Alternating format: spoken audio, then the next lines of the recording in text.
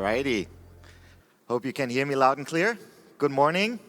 I guess some of you may still be a little bit hungover, so no worries. I will not run around the crowd and ask you a lot of questions. I will leave you alone and in peace.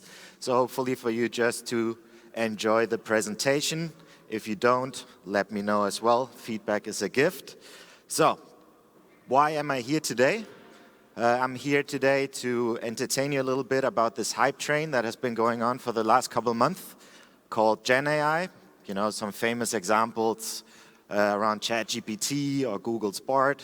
We just heard a presentation from Google and many, many more to come. So I'm going to talk a little bit about that, what that means for us as a company, what it means from an attacker perspective, from a defender perspective, and what tools we have at hand to deal with this little hype train. So before we do that, just very briefly about myself. I got a little bit of introduction already. And as you can see on my little picture here, I played around with various different image AI tools as well. Didn't turn out quite as good as I wanted. I wanted it to be a Terminator body and whatnot. That didn't work after several attempts. So let's not spend too much time for that. But let's rather focus on why I did this presentation. This was a big learning opportunity for me as well, to stand here in front of you and talk about this subject. And I have to be honest, it was quite a frustrating preparation for this presentation as well. Not everything that I wanted to do in this presentation worked out quite as I had hoped for, but still it was a very, very nice learning journey, and I hope you jump on board with me doing it. But before we get into the little details, there's a very brief background as to who we are in ISS. I mean, we are a strategic partner here at the conference as well. We have a little booth outside where we have job opportunities, and we have a little game where you can win prizes. I see it's in high demand already. But ISS is not a particularly small company. We're from Denmark. We have roughly 360,000 people across the globe, predominantly focusing on everything concerning surrounding buildings. So that's everything from reception service all the way through to cleaning, technical services, managing data centers and whatnot. And we do that for our 40,000 plus customers. So naturally for us, the emergence of AI and GenAI is also very, very exciting because we see a lot of opportunities in the space where we can become more effective in our day-to-day operations. So if you want to hear more about what we do and what job offers we have, please check it out at the booth. Good. Let's get started into the presentation. I have a few topics that I'm going to discuss, just very briefly outlining the scope of what GenAI is and what it isn't, the current challenges associated with the tool or the platforms, a little bit about the risk that we have with it, then an insight into an attacker's perspective, both current usage of GenAI and attacks, but mostly future attacks, so what can we look out for? Then I'll get into, there's a little bit of hope as well.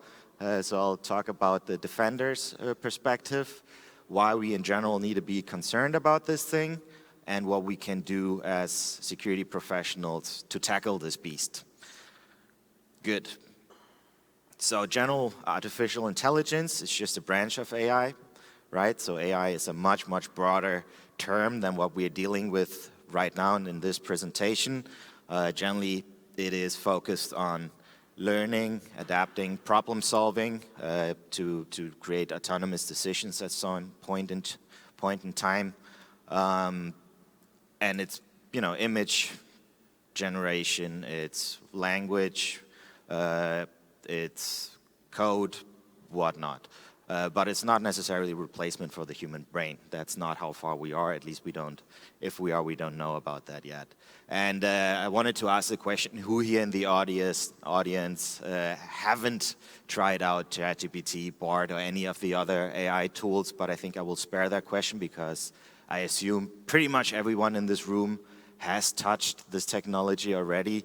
If there's anyone who hasn't, I would recommend to get started doing so, and we will cover why it would be a good idea to familiarize yourselves with this technology. Good, but let's get into the more juicy bits. I know my slides are a little bit text heavy. I think the Danes where I'm coming from are referring to them as German slides, but I wanted to make sure that I provide you with a little bit of interesting details. So when we talk about the current GenAI models and their usage, I mean, they're still far from perfect, right? I think we've seen the first emergence of what this piece of technology can do for us, but if you think about the AI journey, and if it's this long, we're here. We're just at the baby steps of this technology. So what we're looking at currently in the models, depending on how you use them, where you use them, what your scope is for the models, you really have to be sure, and what we're struggling with at the moment is data quality and biases. So when you train the model, the most important aspect here is obviously the data you train it on. I think we have seen some very, very bad examples of where AI models were made available to the public. I remember a little case from, I think it was Microsoft and Twitter. Well, that robot very quickly turned out to be a racist prick. So you really have to be careful what you train your models on and the biases within the models as well. So if you train a model on, let's say, data, historic data, and that data contains biases, let that be racist or more particular into one political direction or whatever it is, the model and the outcomes that model will give you will reflect that. Then, obviously, there's, in the mathematics space, there's algorithmic limitations. So whilst we have progressed quite a lot with computing power and otherwise, there is still a challenge in this space where we need to improve for the models to take better decisions, become smarter in how they handle complex scenarios. Some of you who have played around with ChatGPT and other tools may have found out that it can't solve everything for you yet. And the last one, which is really, really interesting as well, is overfitting. So if a model learns a specific set of data, and I think that's particularly important for our security professionals as well, you have this problem of overfitting. Meaning if you introduce suddenly a large change to your data because you got wiser, you got smarter, you learned something new, and now obviously you want your data to reflect that. If your model has been trained on a large data set, it can be very difficult to introduce changes into that, right? And from a security perspective, if we are hunting for malware or whatever it is, and we are very, very accustomed to how that stuff works, and somebody introduces a new method of hacking you, then you need to make sure that your model can take in that data. And at the end of the day, it's not a human you're talking to, it's a machine, and it's designed to always give you an answer, most of the cases, but the answer might not necessarily be the correct answer. So you still need to be careful when you work with these tools.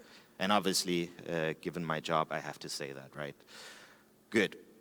So let's talk a little bit about the current risk that we need to face as organizations. Obviously, there is the unethical use.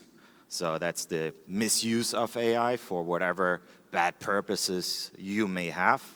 Then it's data breaches. It's a very, very common thing. Since it's such a big hype, I think we all in our companies have employees that by some accident or deliberately have thrown in interesting pieces of data into the model because they wanted to have an answer without thinking that, well, actually our data protection and other elements still hold up. But obviously, from an attacker perspective, if they manage to infiltrate the data sets that are used to train the models, you can do a lot of damage. So that's also a risk that we need to deal with. So it's not only how we use the tool, but it's also how an attacker could abuse the AI and especially the data sets behind it. Further risks that we can talk about, and I'll get more into detail around those, is obviously automated attacks. I know this is not a new thing with all the botnets floating around, searching the internet all the time, but I think that we will see that they will become more and more sophisticated as we move forward.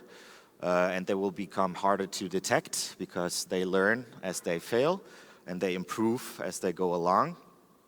And the next risk that we have, and I talked a little bit about it, is the bias exploitation. So if there's inherent biases in the AI systems, that's back to manipulating the data sets. What could you do if you, for example, build your defensive on AI, but somebody manages to screw with your data set behind it? That's going to be a very interesting risk you're suddenly facing here. Then, last but not least, on the bigger risk here is obviously AI-generated phishing. We already see some of examples of that the quality improves in phishing attempts, right? So there's no spelling mistakes anymore, or very rarely. They are more and more fitted towards the purpose, using a good language, and so on. So the success rates of the scams just improve. So those are just some of the general risks that I wanted to highlight, and I'm well aware there's 30 other we could list and discuss, but I don't have the entire day to entertain you with that. So let's rather focus on, and this is where I got a little bit frustrated when I made this presentation, is if we look at how an attacker can use AI already now. I think one of the things and examples, and I couldn't help myself but to include Trump in this presentation because I had a good laugh the first time I saw this. How could an attacker use AI already now? Obviously around deepfakes. So putting people into scenarios where there have never been, or framing the political debate, framing famous actors or whatever it is with AI to put them in a bad light to achieve an outcome based on that. So it's really a powerful tool for misinformation. So I am sure that this little factory outside of St. Petersburg in Russia loves to work with these deepfakes. I mean, they have done so previously as well, but these tools just give them really, really a lot of power. So this is one of the ways that we can see this technology being abused already. However, when I did the research for this presentation, I was really looking for, not to tell you any bullshit, but rather focus on actual examples where this technology has been abused out in the world. And yes, there's been a lot of examples how people try to circumvent the controls within ChatGPT or Bard or other tools. That's interesting, that's all fine and good, but I wanted to really take a look at where has this technology been used in any ongoing attacks. Are there any examples in that space where the technology has been used to do a little bit more of the advanced stuff? And maybe you are smarter than I am or have done more research in this topic, but I have not encountered any interesting use cases where AI has been abused, except for deepfakes and spear phishing, obviously, right?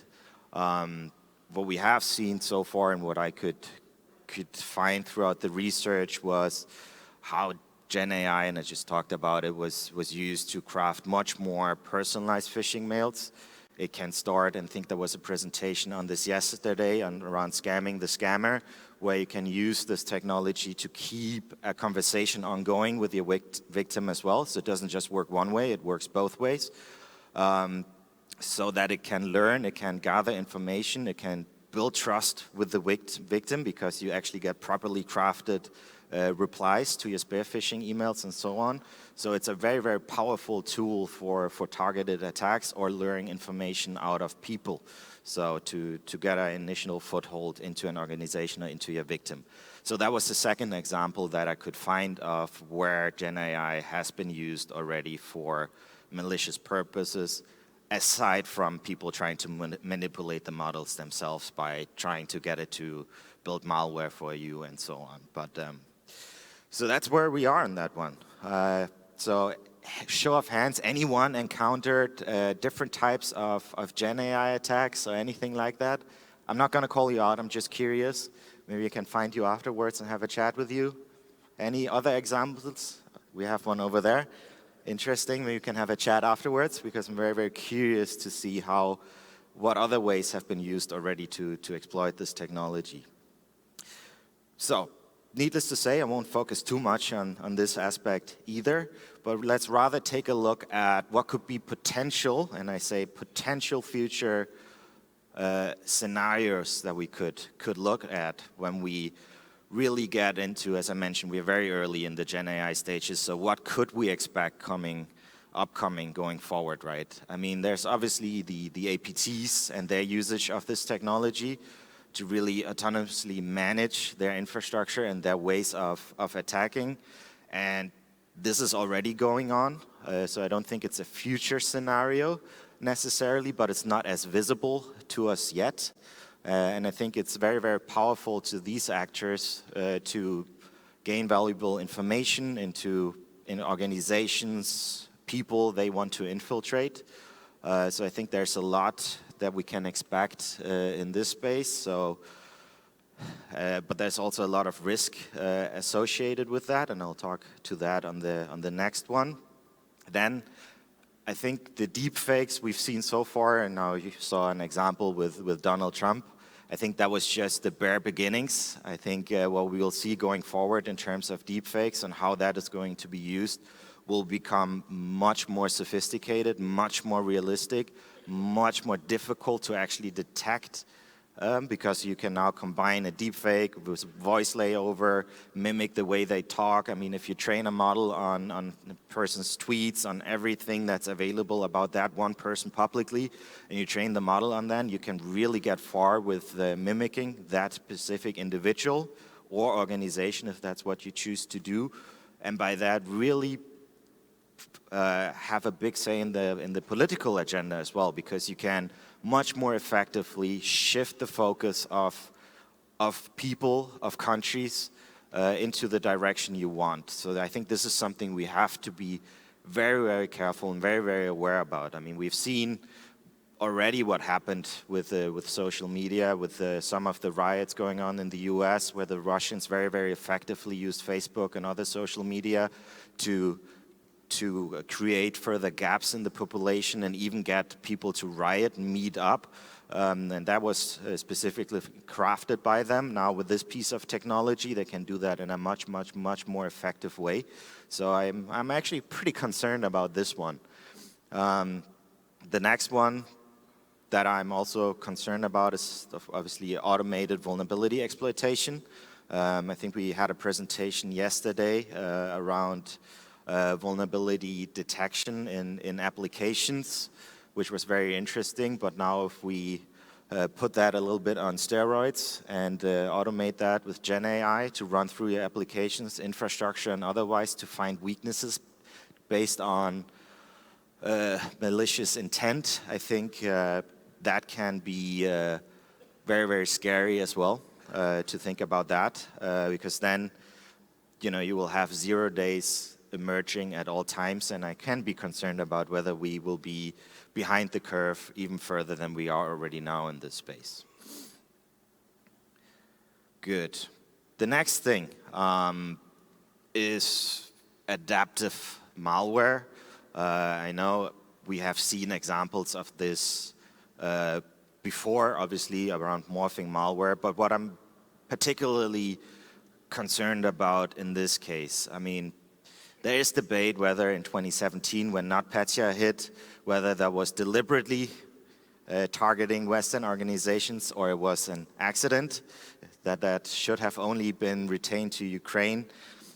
I don't have the answer to that, but imagine a scenario where you have a NotPetya on steroids powered by GenAI that is constantly learning new attack vectors that it can exploit and how to evade. We discussed a lot yesterday around evasion of EDRs and other toolings.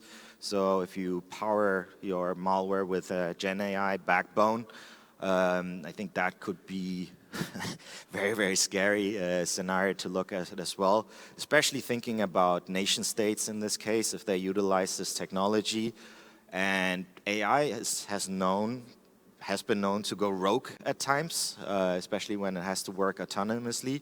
So if you now combine that, and even though you are an advanced threat actor here and you have a very specific target, if your AI suddenly starts making decisions that you haven't foreseen or forecasted, or you haven't built the right boundaries, then this can run on the loose very, very quickly. And that is very much linked to the second piece here on large-scale coordinated attacks, right? So if you really want to tamper with the infrastructure, what is currently, I mean, you know this stuff, but if you really want to infiltrate, let's say, critical infrastructure and so on, a lot of that is based on very, very old technology. So if we look at the buses, I mean, there's 17 different types and models and makes of that to control a power plant, to control a nuclear plant, water supply, and so on. That's all different systems, poor documentation around those systems. So currently, state actors actually have to put a lot of effort into, if they really want to do damage to a country, to exploit all those systems because they're all independent, or many of them, because they're just so old technology. But if you now have GenAI that can learn the mechanics behind all of the critical infrastructure components and then build a large-scale coordinated attack on that, on our critical infrastructure, I think that is a scenario that is not too long away from us, to be honest. Maybe they're already doing it, who knows? I think what's still saving us a little bit is that in IT in general, we're really, really poor at documenting what we do. So maybe that helps us to prevent this scenario for a little while yet anyways. Then the sophisticated social engineering, I talked a little bit about that. In the spear phishing domain, I think when we see, let's say, business email compromise or other things going forward, that will be very, very, very hard to detect. So we need new mechanisms to work around social engineering. I mean, it goes as far as fake phone calls that are not, where it's actually not a human sitting behind the phone call, but it's an AI talking to you in the voice of the person that it wants to mimic. So you can't even necessarily trust someone, even though you have them on the phone as well, double checking whatever email you just got. So even there you now have to be careful going forward, because it could actually just be an AI you're talking to. So I'm not sure if it's safe words or other things we have to think about going forward when it's critical conversations we want to have, but there's certainly an interesting factor. So why do we need to be concerned about this technology? I mentioned it briefly earlier. AI is known to go rogue at times. That is a point in case. It happened not too long ago in February, where a drone operator was operating an AI-powered drone. The drone was equipped with specific targets to take out 5 SAM sites, so that is anti-aircraft installations. And during the simulation, so the real-life simulation in this case, the operator told the drone, the AI-powered drone, not to attack 2 of the targets. Now, he created a conflict because the drone was given a very, very specific target that it had to annihilate and neutralize. And now suddenly someone is screwing with it. It's telling it not to do what was originally told that it needed to do. You know, back to the overfitting example. So what the AI decided to do was, well, there's somebody screwing with my target, so I better take out the drone operator instead, so I can continue my mission. So that's what happened. I have to be very clear here. I don't want to start any rumors. The general behind this mission and this simulation has later, after the fact that he gave the presentation the first time, and there's a link here as well, so check yourself, came out, and that was actually after I finished this presentation, he came out and said, it was only a virtual simulation that never happened in real life. I don't know, I'm not going to be the judge of that. You can read for yourself. The link is obviously in the presentation. But those are the kind of scenarios that you have to be aware of. So if you don't build in the right fail-safes into AI, and you have a kill switch for these things, especially when we talk about attacking AI where human lives are at risk, then we have a big, big problem here. I'm not saying we are in an iRobot scenario here where the robots will take over tomorrow and kill all of us because we're in the way of their greater mission, but this is, I think, a very interesting example of where it's already gone wrong. So, what do we need to do as defenders here, or more offensive security guys in the room? We need to weigh the balance between GenAI as a tool that helps us and a threat. right? We talked about the attacker's perspective, and I know I talked mostly about future scenarios, but we can't shy away from the fact that this technology will enhance the attacker's capabilities significantly. I mean, right now there goes a lot of effort in to protect ChatGPT and BART and so on, so it cannot be abused. But then you have other actors and various methods of how you can circumvent those controls and still use it for bad things. On the defender side, at the same time, I mean, we're not lost in this game, not yet anyways, right? Unless we stay behind the curve, which I hope we won't do. I think we also have a lot of opportunity here to utilize this technology for good. So let's take a little bit of a look at how we can do that. So if we want to empower our cybersecurity with more advanced intelligence and decision making, I think we have to be aware of a few things. GenAI is just an addition to empower our defenses, but it should always be part of a more comprehensive, multi-layered defense strategy, right? We have seen examples from Microsoft in the Copilot space, Charlotte from CrowdStrike, who are AI engines behind to help enrich your incidents or other things, and I think we have also with us tested it, not quite successful yet, but I mean those are only the baby steps, right? I think going forward we will see this technology, especially by the big players, used a lot. And I think, I'm just guessing, some of the areas where we will see this is in the advanced threat detection. So how can it actually help us to perform threat hunting and other activities, sniff out where you have threats in your environment hopefully before somebody else does. That's very much linked to a more proactive vulnerability scanning. One of the issues we have right now that we all in our large organization have a shit ton of vulnerabilities. Can we do the proactive scanning with prioritization, exploitation, and other things a little bit better? I think we can. Incident response automation, mentioned that earlier, right? So how can incidents be enriched with further data to probably classify if it's a false positive or not? I know that's something you battle with quite a lot, sniffing out all the false positives you have. Behavioral analysis, I think this is one of the strongest suits of GenAI, how it can help us in this space. So study anomalies, I think that's something we have seen companies attempt quite a lot, but it's very, very difficult to do, and I haven't really seen anyone being super successful at this. So I hope that the technology can help us enhance this capability. Predictive capabilities, that's an interesting one. Where could we have future attack vectors depending on what type of new applications or infrastructure we introduce in our environment? So imagine an automated risk assessment done by you depending on what type of technology you introduce into your environment and what that means for your threat vector. And then lastly, security optimization. I know that those of you working at Security Operations Center, alert fatigue is a big thing.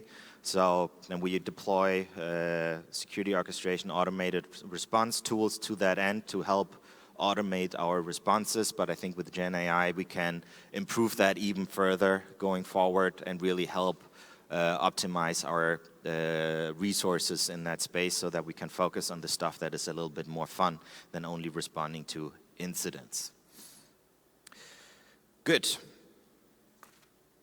Working with AI in our organization, I think it's fundamentally important that we introduce a certain balance. I know the hype train is going, and every one of us working in the organization is probably asked every day, when can I start using ChatGPT? Or they have already been using it for quite a while for whatever different things. More and more companies now adopting these models for their own use cases, so the private versions of it to train it on their own data. I think one of the things we cannot shy away from is that we have to be very, very careful around data privacy.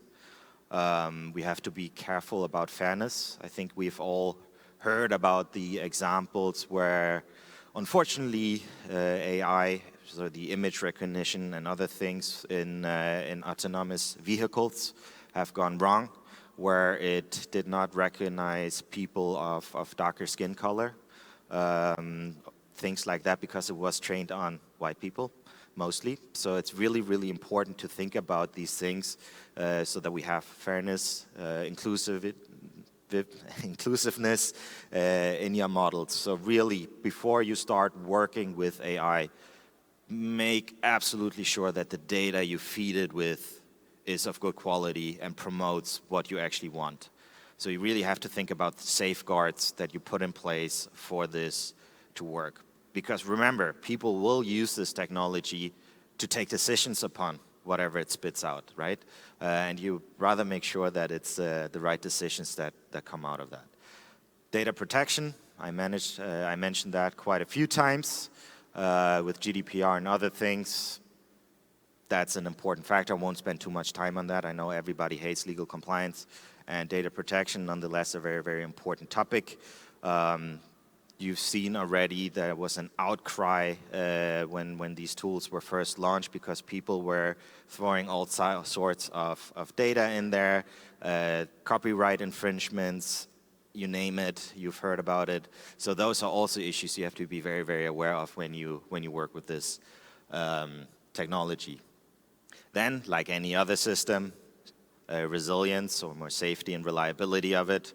So you really need to make sure that if you start depending critical business processes on this, that it's a reliable platform. Goes without saying. Another thing that I cannot stress enough is actually transparency and explainability.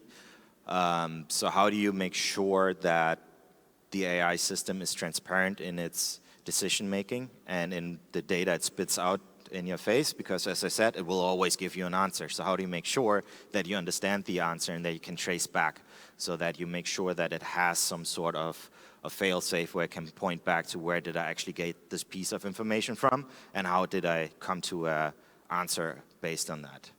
Then lastly, I know Patrick, you will love this one, ongoing monitoring and auditing. An important factor here as well, that you continuously check up in AI so you don't run into overfitting issues or any of the challenges that I mentioned in the beginning.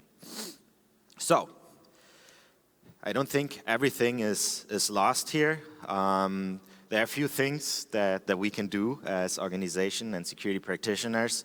I mean, one of the first things you really should do and work with here is to have a strategy around AI. How do you want to use it, right?